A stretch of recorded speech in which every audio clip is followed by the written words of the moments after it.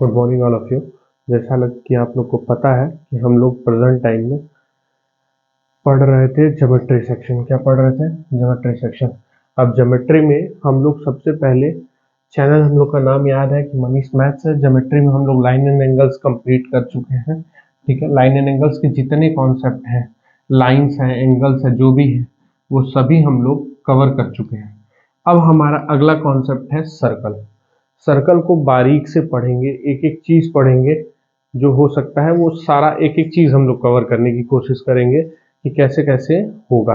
ठीक है, line and angles को हम लोग पूरा कंप्लीट करना सोचेंगे। उसके बाद आपसे ये अनुरोध है कि आप मेरे चैनल को जितना सपोर्ट कर सकते हैं सपोर्ट करिए, शेयर करिए और सब्सक्राइब करने की कोशिश कराइए। और इस पूरे वीडियो को कंप्लीट देखिएगा, आप जरूर कुछ ना कुछ अवश्य सीख के जाएंगे। ठीक है, आप जरूर कुछ ना कुछ अवश्य सीख के यहाँ से जाएंगे। तो ये बात याद रखिएगा कि पूरा वीडियो कंप्लीट देखने का प्रयास करिएगा, कि पूरी वीडियो कंप्लीट देखिएगा कि कैसे कैसे चीज़ों को हमको करना है। ठीक है, और जो लाइट वेट की इशू है वो लगभग वो ख़त्म हो रही होंगी, तो इन चीज़ों को आप लोग कवर करने का प्रयास करिएगा कि क्या चीज़ कैसे करनी है। ठीक है, चले अब लाइन एंड एंगल्स में हम लोग स्टार्ट करते हैं। सबसे पहले तो देखते हैं क्या क्या करना पड़ेगा। ठीक है, चलिए, ये हो गया हमारा। अब सबसे पहले सर्कल। सर्कल क्या है, इस चीज को समझिएगा। सर्कल यानी वृत्त। वृत्त क्या समझते हैं आप लोग? इस पेज से बना लेते हैं।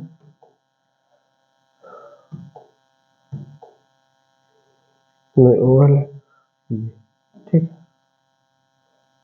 कुछ इस तरीके से बनाते हैं वृत्त। ठीक है, तो वृत्त से आप लोग क्या समझते हैं ये चीज समझिएगा। ठीक, हम क्या करेंगे, अब क्या है, वृत्त को डिफाइन करना हो तो मान लो ये इसका सेंटर है, बिंदुओं का ऐसा समुच्चय जिससे इनकी सॉरी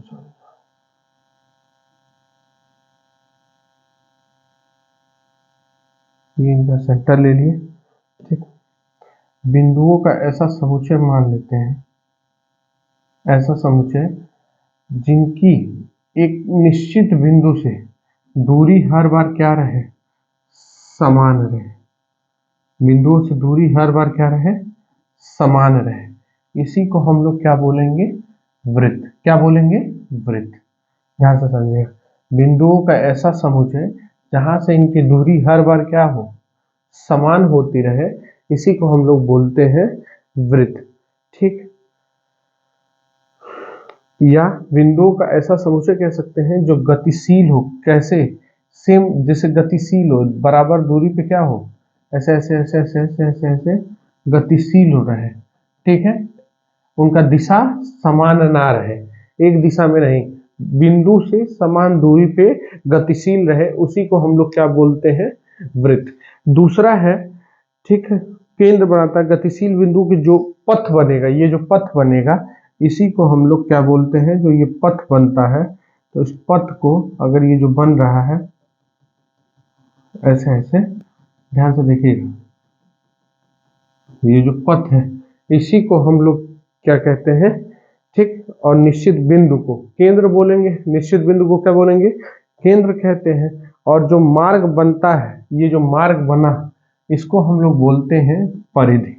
क्या बोलते हैं, परिधि। इसको हम लोग बोलते हैं परिधि। ठीक है, इसको हम लोग बोलते हैं परिधि बोलते। ठीक, और निश्चित बिंदु और गतिशील के बीच की दूरी को हम लोग क्या बोलते हैं, आर। इसको हम लोग किससे दिखाते हैं, ये है हमारा त्रिज्या। इसको हम लोग क्या बोलते हैं, त्रिज्या। ठीक, निश्चित बिंदु से गतिशील बिंदु के बीच की दूरी को हम लोग क्या बोलते हैं, त्रिज्या, आर। आर से दिखाते हैं। ठीक है, अब ध्यान से बात समझना। जैसे एक और बनाना चाह रहे हैं, तो अगर बना रहे हैं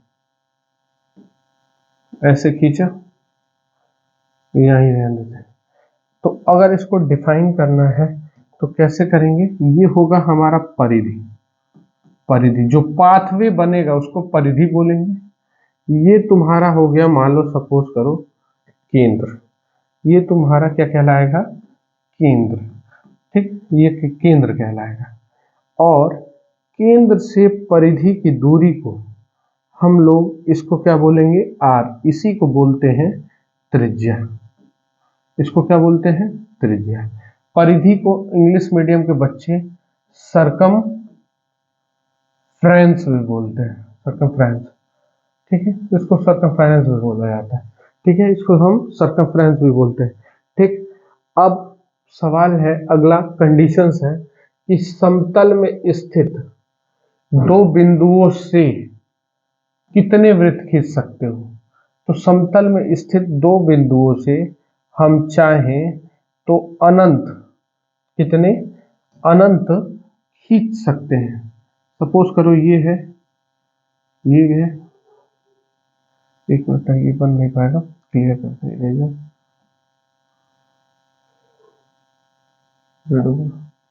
ठीक, यहां से, अरे, केंद्र में स्थित दो बिंदुओं से, तो मान लो ये दो बिंदु है, तो दो बिंदु से कितना वृत्त खींचा जा सकता है। तो दो बिंदु से खींचना चाहेंगे तो ऐसे नहीं हो पाएगा, हम लोग बना नहीं पाएंगे इसको। दिख रहा है, रीडो करो। तो अनंत बिंदु हम लोग खींच सकते हैं। कैसे, देखो, जैसे मान लो इस तरीके से हो जाए एक, चाहे ये थोड़ा सा बड़ा सा वृत्त का केंद्र हो जाए ऐसे, ये ऐसे बन जाए, तो जितना चाहे, मान लो कोई वृत्त का केंद्र ऐसे करके बने, ठीक, कोई वृत्त का केंद्र ऐसे करके बने। तो समतल में स्थित दो बिंदुओं से, दो बिंदुओं से समतल में स्थित, ठीक है, दो बिंदुओं से, दो बिंदुओं से कितना वृत्त खींच सकते हो, तो अनंत बिंदु खींच सकते हो। लेकिन समतल में स्थित तीन बिंदुओं से, कोई वृत्त बना लेते हैं, उसके बाद समतल में स्थित तीन बिंदुओं से, तो तीन बिंदु से कोई एक वृत्त खींच लो। सपोज कर लो ये तीन बिंदुओं से, तो तीन बिंदुओं से, जैसे मान लो ये तीन बिंदु, एक यहाँ कर लो, एक यहाँ कर लो और एक यहाँ कर लो। तो तीन बिंदुओं से, समतल में स्थित तीन बिंदुओं से सिर्फ और सिर्फ एक वृत्त खींच सकते हैं। समतल में स्थित तीन बिंदुओं से कितना वृत्त खींच सकते हैं, सिर्फ एक वृत्त खींच सकते हैं। ठीक, और कोई नहीं। ये कैसे बनता है, जब हम इसको ट्रायंगल बनाते हैं और इसका ऐसे बनाते हैं, तो यहाँ जो केंद्र मिलता है, इससे इसकी दूरी खींची जाती है। बात समझ आ गई। तो इस तरीके से जब इसका भाजक खींचा, समद्विभाजक खींचा जाएगा, मिलेगा, तो इससे हम एक वृत्त का निर्माण कर सकते हैं। और ये चीज याद रखिएगा, अनरेख होना चाहिए बिंदु। ठीक है, असंरेख होना चाहिए। बिंदुएं कैसी होनी चाहिए, ये कंडीशन है। बिंदु कैसी होनी चाहिए, असंरेख। पढ़ा चुके हैं। संरेख क्या होता है, एक समतल में स्थित संरेख क्या होगा, संरेख आपका होता है कि एक ही उसमें, एक ही लाइन पे तीन बिंदु बने, और इस तरीके से हम किसी भी वृत्त का निर्माण नहीं कर सकते, वृत्त का निर्माण नहीं होगा। संरेख पर वृत्त का निर्माण नहीं होता है। ठीक है, तो ये चीज याद रखिएगा। संरेख बिंदु पे कौन सी बिंदु होनी चाहिए, असंरेख बिंदु, अलग अलग जगह दूर दूर पे होगी, तो हम किसका निर्माण कर लेंगे, एक वृत्त का निर्माण करना चाहें तो कर सकते हैं। ठीक है, एक वृत्त का निर्माण हो सकता है, और इनकी परिधि एक पे नहीं हो सकती कभी भी संरेख, क्योंकि जैसे ही बनाने जाओगे, ऐसे खींचोगे, तो यहाँ कहीं बन जाएगी। ठीक, एक साथ नहीं हो सकती। बात क्लियर है, चलिए। ठीक, तो नेक्स्ट देखते हैं अगला। अब कॉन्सेंट्रिक सर्कल क्या होती है, अगली बात है concentric circle. Concentric, concentric circle ये क्या होता है, ध्यान से समझो। कॉन्सेंट्रिक यानी हम बोलते हैं इसको सकेंद्री। क्या होता है, सकेंद्री वृत्त। सकेंद्री वृत्त क्या होता है, कॉन्सेंट्रिक सर्कल। जैसे एक ही वृत्त के, ठीक, जैसे एक ही वृत्त के,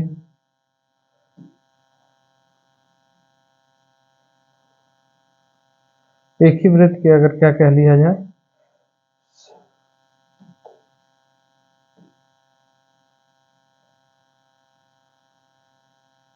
ठीक,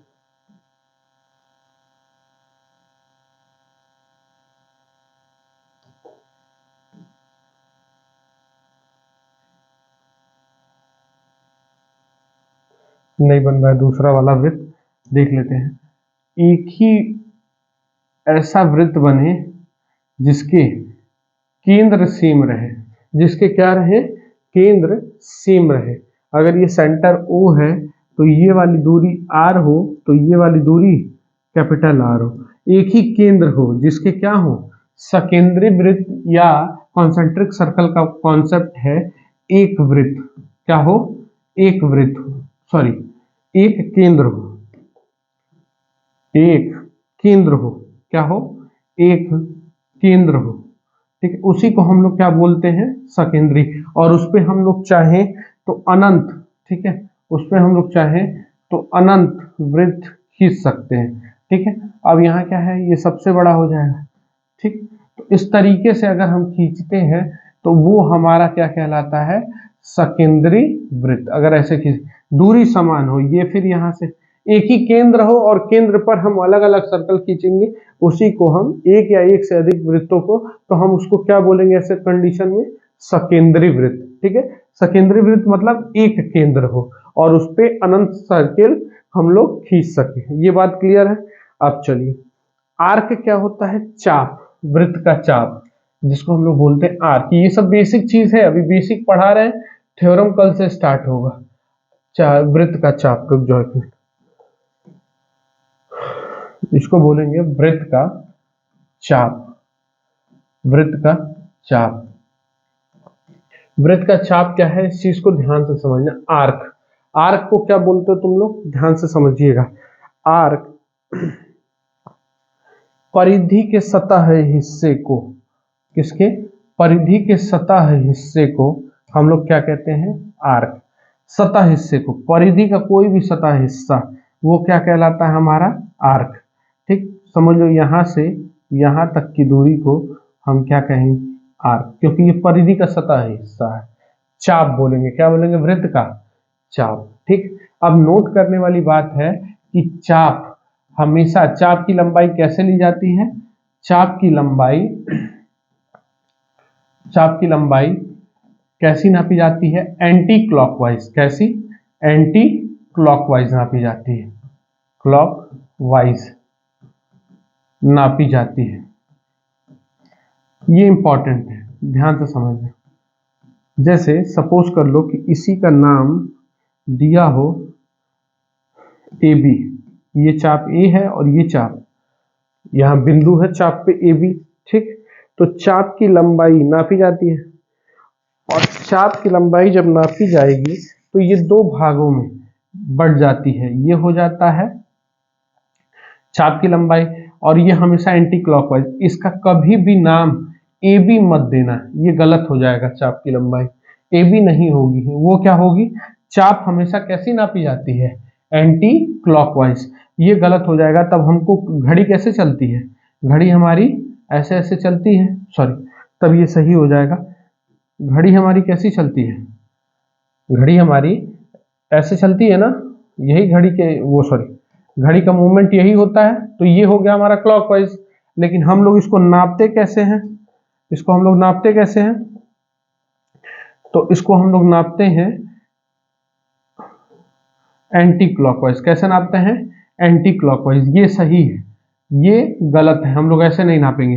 तो चाप की लंबाई कभी भी हम क्या बताएंगे, ए बी, तो ये सही है। अगर कोई बी ए लिख दिया, ये चाप की लंबाई है, तो गलत है। बी से ए नहीं बोल सकते क्योंकि ये क्लॉकवाइज हो जाएगा। बात समझ आ गई, बी से हम ए नहीं बोल सकते, ये बी और ए, बी से ए नहीं बोल सकते, हमको क्या बोलना पड़ेगा, ए बी, एंटी क्लॉकवाइज इसका मेजरमेंट हमेशा होता है। और चाप इसको दो भागों में बांट देती है। इसको हम लोग बोलते हैं क्या, लघु चाप। जो छोटा होगा उसको बोलेंगे लघु चाप, और इसी को अंग्रेज बोलते हैं, मतलब सीबीएसई बोर्ड वाले, माइनर माइनर, इसको बोलते हैं माइनर आर्क, ठीक है, माइनर आर्क, ठीक। और ये जो बड़ा वाला पोर्शन आपको दिख रहा है, इसको बोलते हैं, लघु हो गया, उसके बाद इसको बोलते हैं दीर्घ चाप। दीर्घ, दीर्घ माने बड़ा, दीर्घ चाप, दीर्घ चाप बोलते हैं। और इसको बोलते हैं मेजर आर्क, ठीक है, लघु और मेजर आर्क, ये चीज क्लियर रखिएगा। बड़े वाले सेक्शन को, ये यहां से यहां तक को एंटी क्लॉकवाइज बोलना है तो बी से ए क्या हो जाएगा आपका, कौन सा चाप हो जाएगा, बी से ए। तो बी से ए वाला चाप ये है आपका, बी से ए वाला, ठीक। और ए से बी अगर बोल दे तो ए से बी आपका कौन सा आर्क है, माइनर का, और बी से ए अगर बोल दे तो मेजर आर्क। ये आपको सीधा समझना है, नामकरण से ही समझेंगे। बी से ए तक ये वाला जो नापेंगे, ये वाला, ये क्या होगा आपका, ये कौन सा आर्क होगा, मेजर आर्क। और कहां तक, यहां तक। तो ये कौन सा आर्क है, बी से ए, एंटी क्लॉकवाइज। जब भी बी से बोल दिया इट मीन्स कि दीर्घचाप की बात हो रही है। और ए से बी बोल दिया, ए से बी एंटी क्लॉकवाइज है, तो ये कौन सा चाप है आपका, ये कौन सा चाप है, लघु चाप। बात समझ आ गई। चले अगर ये इंपॉर्टेंट था, अगला देखिएगा, चाप का अंश मान, ठीक, डिग्री मेजर ऑफ आर्क, ठीक है। ये क्या है, degree measure of an arc,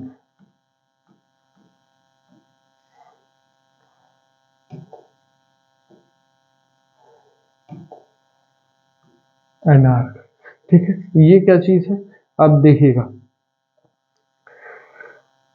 अब जो हम लोगों ने उस प्रश्न में चाप बनाया है, मान लो ये बड़ा है और हमने चाप ये ले लिया ए और यहां ले लिया बी, तो यहां से इन चाप को जोड़ेंगे, अंश माप, यही कहलाएगा अंश माप, डिग्री, ठीक। क्या है, चाप का अंश माप, इसको बोलेंगे चाप का अंश माप। हिंदी में थोड़ा सा दिक्कत है ये चीज याद, अंश माप, चाप का अंश माप कहते हैं इसको, ठीक।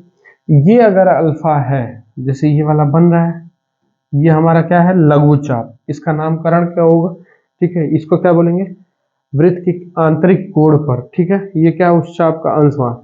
ये इस चाप के द्वारा यहाँ जो कोण बनता है, इस चाप के द्वारा, ये जो चाप है इसके द्वारा जो केंद्र पर कोण बनता है, केंद्र पर जो कोण बनता है, ठीक, ये केंद्र पर जो कोण बनता है, केंद्र पर जो कोण बनेगा वह कितने डिग्री का बनता है, केंद्र पर कोण बनता है वो हमेशा, उसी को हम लोग क्या कहते हैं, चाप का अंश माप कहते हैं।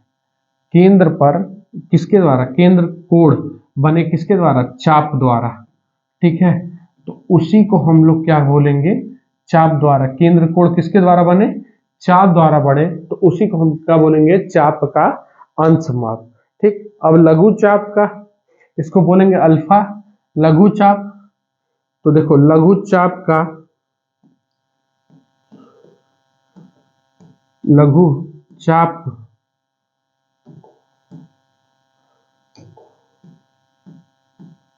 लघु चाप का अंश माप और लघु चाप का अंश माप प्लस दीर्घ चाप का अंश माप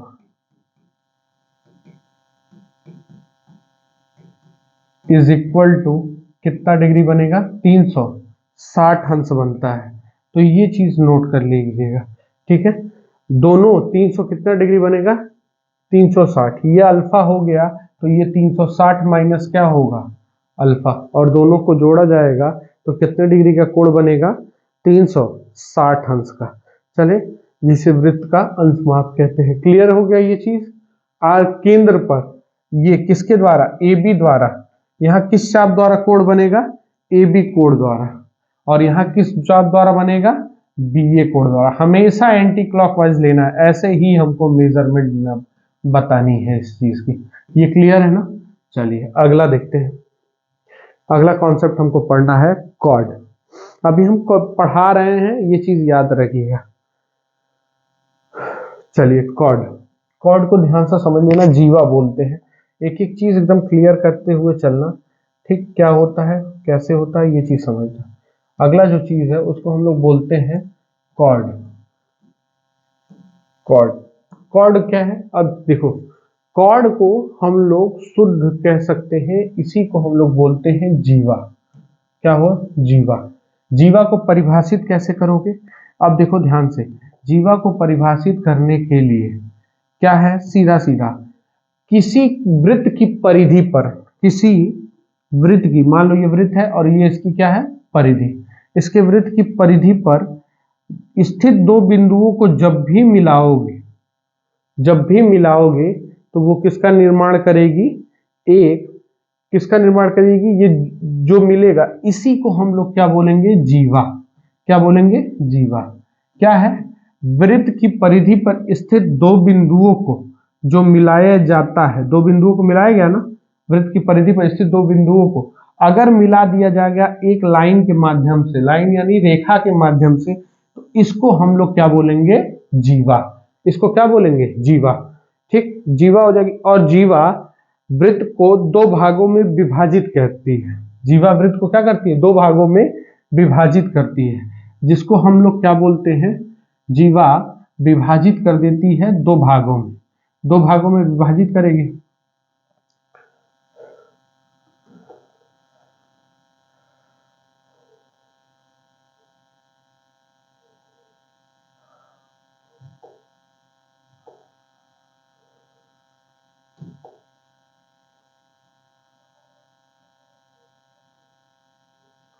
ठीक, जीवावृत्त को क्या करती है? दो भागों में विभाजित कर देती है। वृत्त को क्या करती है? विभाजित करती है। कितने भागों में? दो भागों में। दो भागों में विभाजित करती है वृत्त को।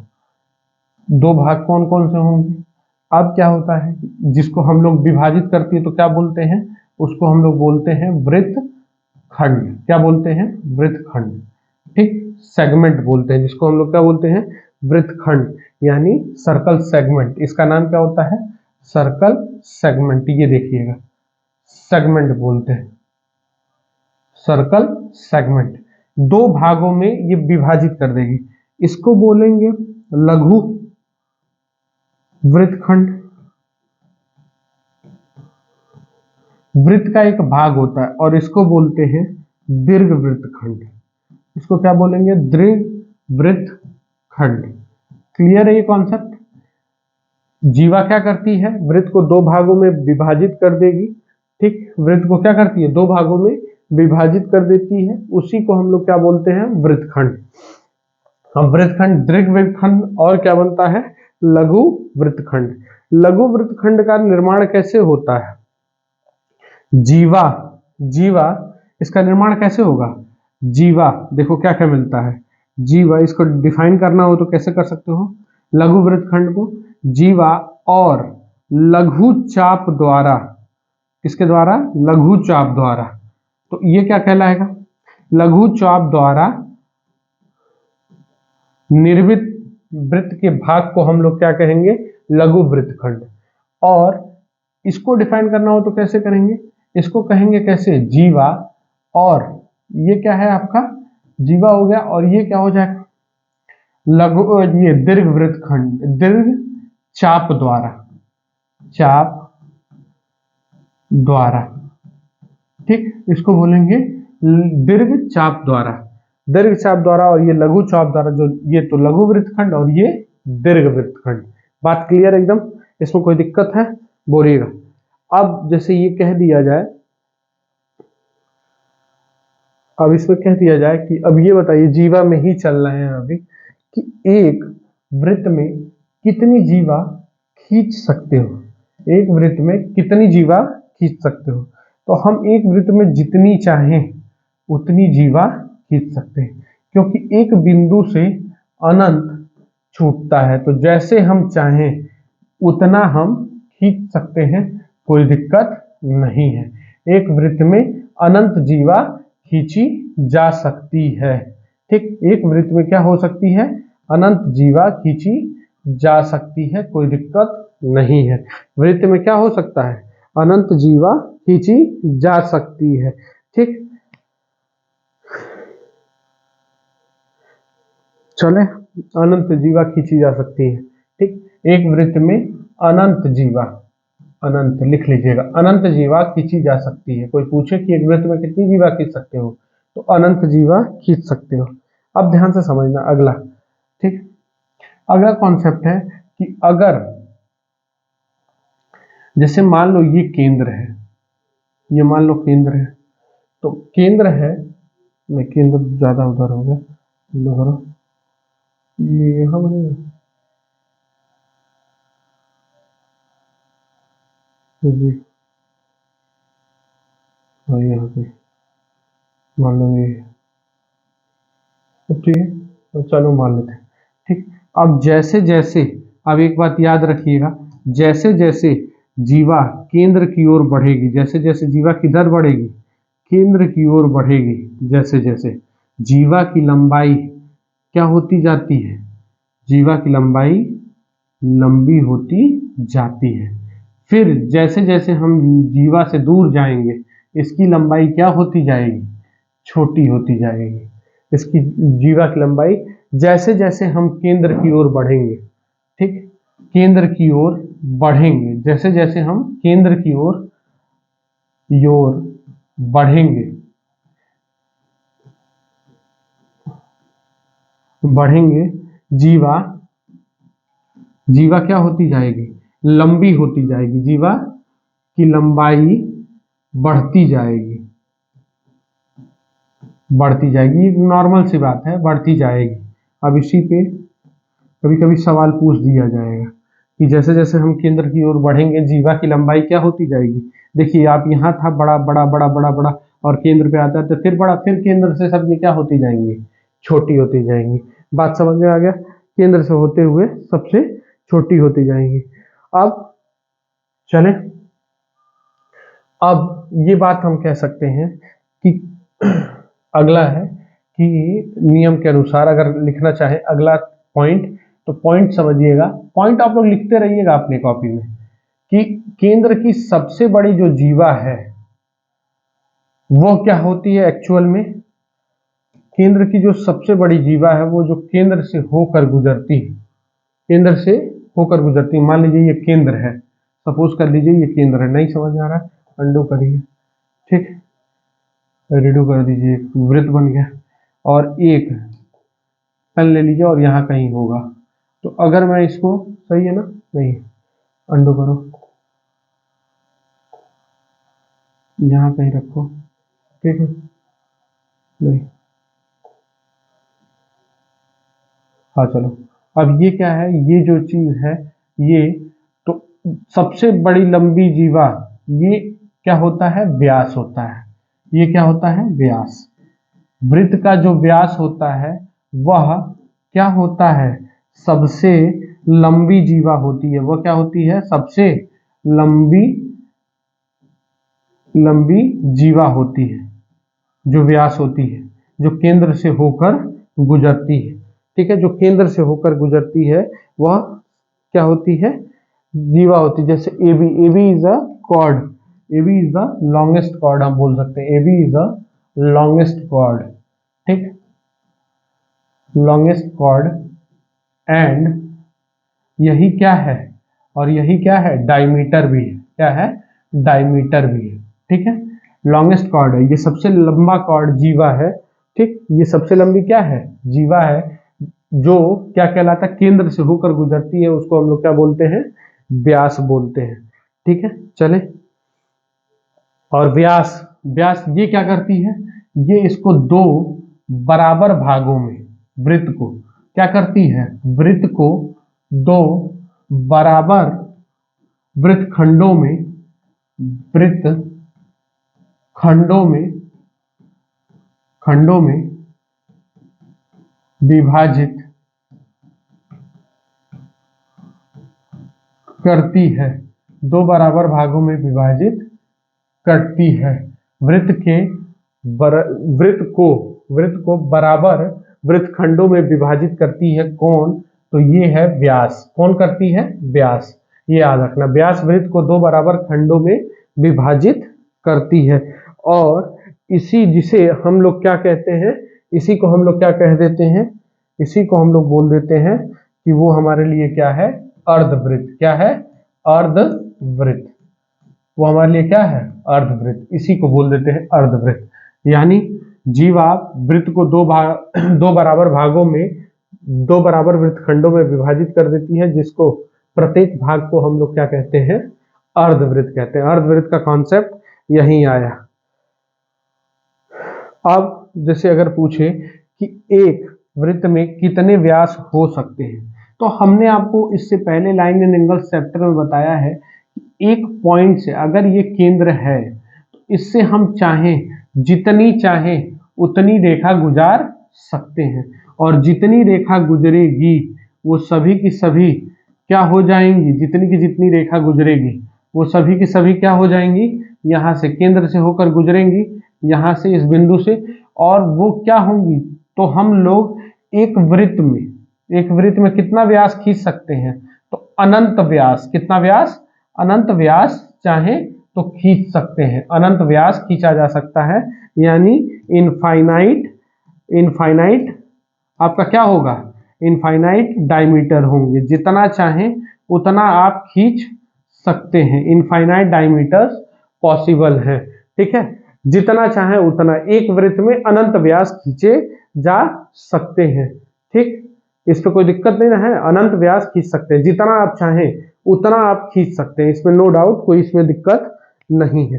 चले, अब डायमीटर तुम्हारा क्या है, जैसे ये बात समझना, डायमीटर बराबर क्या होता है, 2 इंटू रेडियस। क्या होता है, 2 इंटू रेडियस, उसका क्या हो जाता है, 2 गुणे रेडियस। बात को समझना, वो क्या कहलाता है, डायमीटर हमेशा क्या कहलाएगा, 2 इंटू रेडियस। ठीक, अब वृत्त के अंदर, अब जैसे ये बात हो सकती है, एक बात समझो, जैसे अगर कोई कह दिया तुमसे कि एक वृत्त बना लो, बनाया, और वृत्त के अंदर एक बिंदु दे दिया, ठीक, वृत्त के अंदर कहीं यहाँ बिंदु दे दिया, कहा कि कितनी जीवा खींच सकते हो, ये वृत्त है मान लो, इसके अंदर दे दिया कितनी, फिर वही बात, एक वृत्त से जितना चाहें उतना हम लोग क्या निकाल सकते हैं, जीवा। ठीक है, एक वृत्त के अंदर अगर स्थित है तो उसमें हम जितना चाहें उतना जीवा खींच सकते हैं। ठीक है, तो वृत्त के अंदर लिख ले रहे हैं, वृत्त के अंदर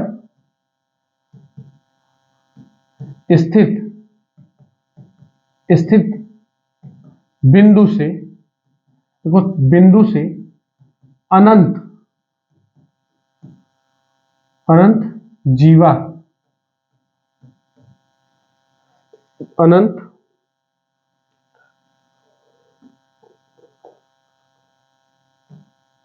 अनंत जीवा खींची जा सकती है, अनंत जीवा खींच सकते हैं। ये कंडीशन होगी, वृत्त के अंदर स्थित किसी भी एक बिंदु से कितनी जीवा खींची जा सकती है, तो वो है अनंत जीवा खींची जा सकती है। ठीक है, वृत्त अनंत जीवा खींची जा सकती है, क्लियर है। लेकिन वृत्त के बाहर स्थित, ठीक है, ये याद रखिएगा, वृत्त के अंदर स्थित किसी बिंदु से अनंत जीवा खींची जा सकती है। तो ये इसका लगभग बेसिक हुआ। ठीक है, अब इसका जो है अगला चरण, वो हम लोग को क्या पढ़ना है, थ्योरम पढ़ना है। क्या पढ़ना है, ये तो एकदम इसका बेसिक हो गया कि जितना बेसिक आपको आता रहे उतना आप कर सकते हैं, तो कर लीजिएगा। ठीक है, ये इसका बेसिक है। अब इस पे 2-3 थ्योरम आज हम लोग पढ़ने की कोशिश करते हैं। 2-3 थ्योरम कौन कौन से हैं वो चीज समझिएगा। चले, अब देखिएगा 2-3 थ्योरम क्या है वो चीज ध्यान से देखिए, और उस पर थोड़ा सा सवाल लगाने की कोशिश किया जाएगा। ठीक है, तो पहला थ्योरम है, थ्योरम ध्यान से देखिएगा। ठीक है, चले, पहला थ्योरम क्या है, इस चीज को ध्यान से देखिएगा। टाइम देखिए कितना हो गया लगभग, चलिए सुबह के 5 बज रहे हैं। ठीक, तो हम लोग भी ठीक ठाक वीडियो बना रहे हैं, इसको देखते हैं कि क्या है। किसी चाप द्वारा, ठीक है, किसी चाप द्वारा एकांतर वृत्तखंड की परिधि पर, ठीक, देखिएगा ध्यान से, अगर लिखना है तो लिख लीजिएगा, किसी चाप द्वारा, पहला थ्योरम है, चाप द्वारा एकांतर वृत्तखंड, एकांतर वृत्तखंड पर, एकांतर वृत्तखंड के परिधि पर होगा शायद, एक मिनट हो जाइए, इरेजर,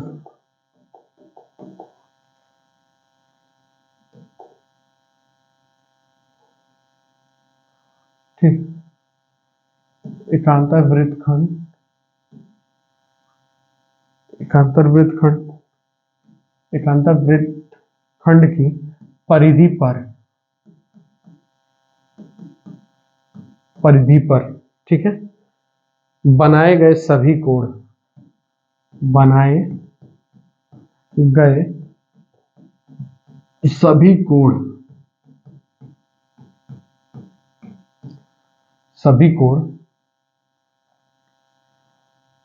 बनाए गए सभी कोण बराबर होते हैं, इधर लिख लेते हैं, बराबर होते हैं,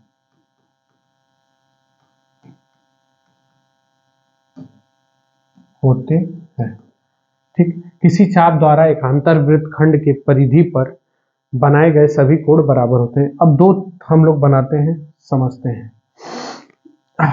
एकांतर वृत्तखंड बोला गया है, वृत्तखंड, वृत्तखंड किससे मिलता है? जीवा से, ठीक है।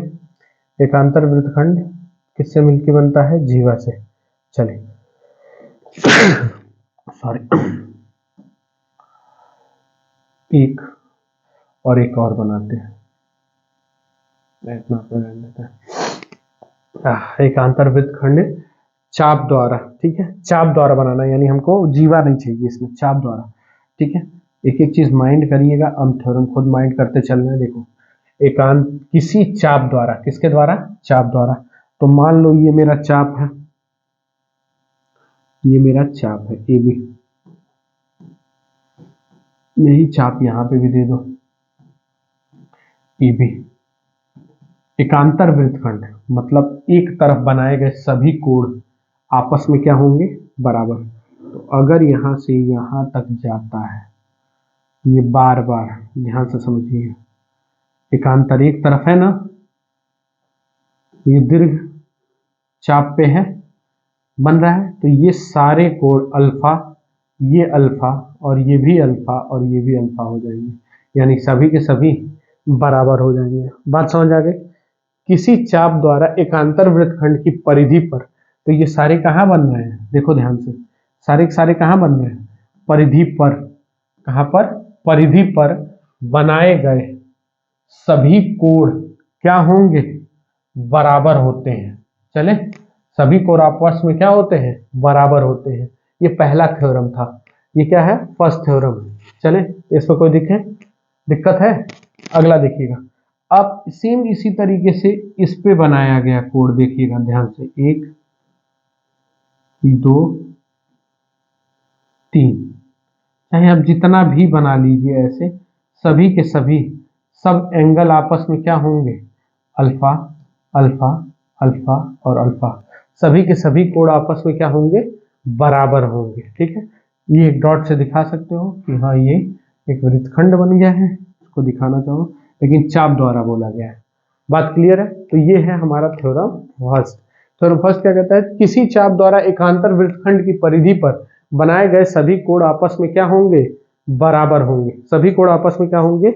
बराबर होंगे। चलिए अगला देखते हैं। अगला थ्योरम जो है, नेक्स्ट थ्योरम, ये क्लियर है ना? अब इस पे एक आध सवाल देखते हैं कैसे होगा, फिर उस पे करते हैं, ठीक। अगला है थ्योरम दूसरा, ठीक, थ्योरम 2 क्या है? ध्यान से देखना। किसी वृत्त के अंश माप उस चाप द्वारा एकांतर वृत्तखंड की परिधि बनाए गए कोण का दुगना होगा, ठीक। जैसे ये चीज समझ लीजिएगा, शेप बनाते हैं,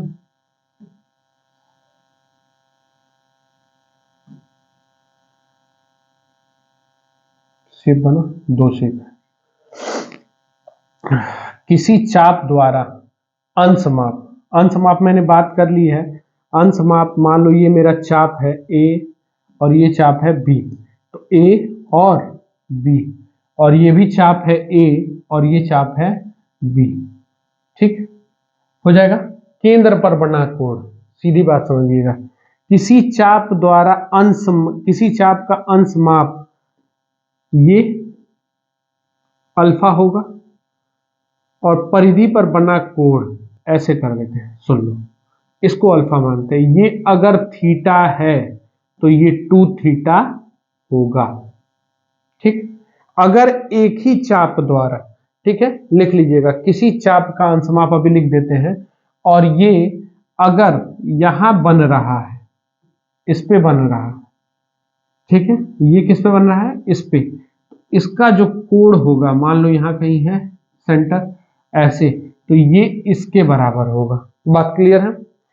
सीधा समझिएगा, अगर ये थीटा है तो ये 2 थीटा होगा। बात समझ आ गई? बोलो, बात कोई दिक्कत? तो इसको अगर लिखना है तो कैसे लिखा जाएगा?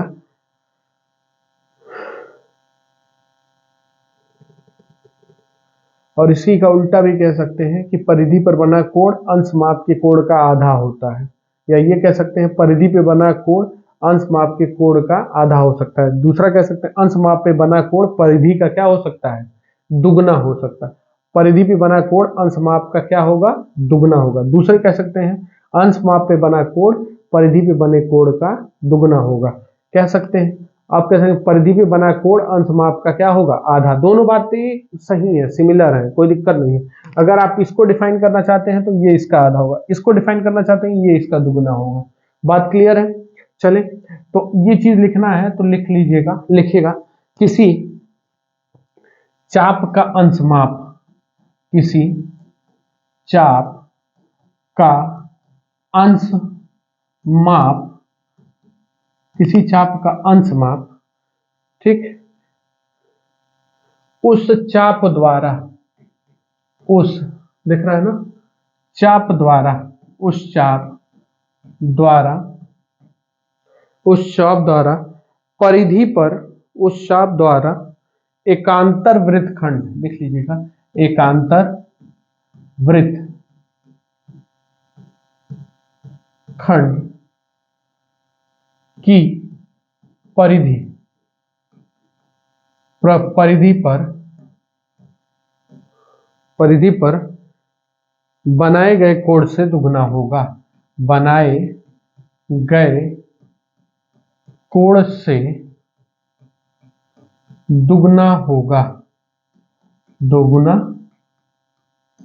होगा। सीधी सीधी बात समझिएगा। अगर तुम इसको डिफाइन करने जाओगे, किसको, अंश माप को, अंश माप को डिफाइन करने जाते हो तो परिधि का दुगना होगा। अगर परिधि वाले कोण को डिफाइन करने जाते हो तो अंश माप का वो क्या हो जाएगा, आधा। दोनों सही है, दोनों में कोई गड़बड़ी नहीं है, ठीक है, दोनों के दोनों सही है। क्लियर है ये चीज? ठीक, अब चलिए, अब इसका एक सब थ्योरम लिखते हैं, इसी का, इस वाले का सब थ्योरम लिखते हैं, वो इंपॉर्टेंट है। उपप्रमेय लिख लीजिएगा, सब थ्योरम इसी का है, सब, सॉरी,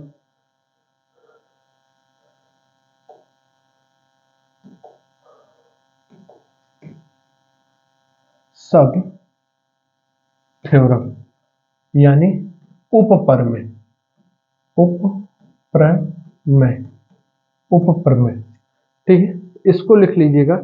उपप्रमेय क्या है कि अर्धवृत्त की परिधि पर, किसके, अर्धवृत्त,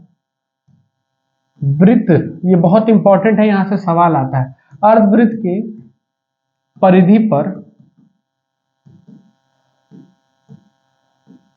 बना कोण, बना कोण